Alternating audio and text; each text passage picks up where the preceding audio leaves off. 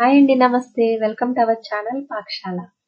ఈరోజు వీడియోలో శివరాత్రికి స్పెషల్ ప్రసాదం గోధుమ పిండితో హల్వా చేసి చూపిస్తున్నాను.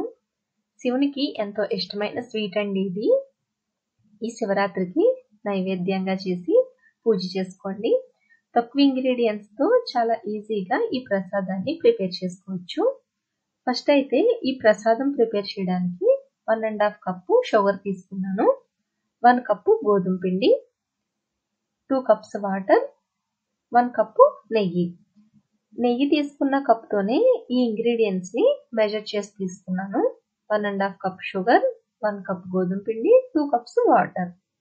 ఇప్పుడు ఒక కడాయి తీసుకొని దాంట్లోకి నెయ్యి వేసుకుంటున్నాను. ఈ నెయ్యి హీట్ అయ్యాక కప్పు గోధుమ పిండి వేసి లో ఫ్లేమ్ లో పెట్టుకుని ఫ్రై చేసుకోవాలి. గోధుమ పిండి వేసిన వెంటనే చూడండి, ఇలా నురగలాగా ఫామ్ అయింది కదా. గోధుమ పిండిలో వాటర్ కంటెంట్ వల్ల ఇలా నురగలా ఫామ్ అవుతుంది. పిండిలోని పచ్చిదనం పోయేంత వరకు, అంటే ఈ నురగంతా పోయి కలర్ మారేంత వరకు ఇలా ఫ్రై చేసుకోవాలి. హల్వాకి నెయ్యి ఎక్కువే పడుతుంది. లేదు ఇంత ఎక్కువ నెయ్యి వద్దు అనుకుంటే 1/2 కప్ నెయ్యి వేసుకోండి. చూడండి, కొంచెం నురగన్న తగ్గింది కదా. ఇలా కదుపుతూనే ఉండాలి, ఎందుకంటే కదపకపోతే పిండి అడుక్కు వెళ్ళి మాడిపోయే ఛాన్స్ ఉంటుంది. సో కదుపుతూనే ఉండాలి. చూడండి, కలర్ మారింది కదా, నురగ కూడా కొంచెం తగ్గింది.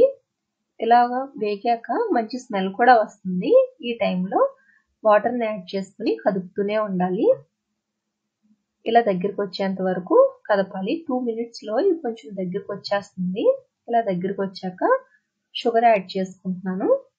షుగర్ యాడ్ చేసుకుని ఈ షుగర్ అంతా మెల్ట్ అయ్యి నెయ్యి సెపరేట్ అయ్యేంత వరకు కదుపుతూనే ఉండాలి. చూడండి, నెయ్యి సెపరేట్ అయ్యింది, కడాయి నుంచి కూడా సెపరేట్ అవుతుంది కదా. ఇప్పుడు స్టవ్ ఆఫ్ చేసేసుకుంటున్నాను.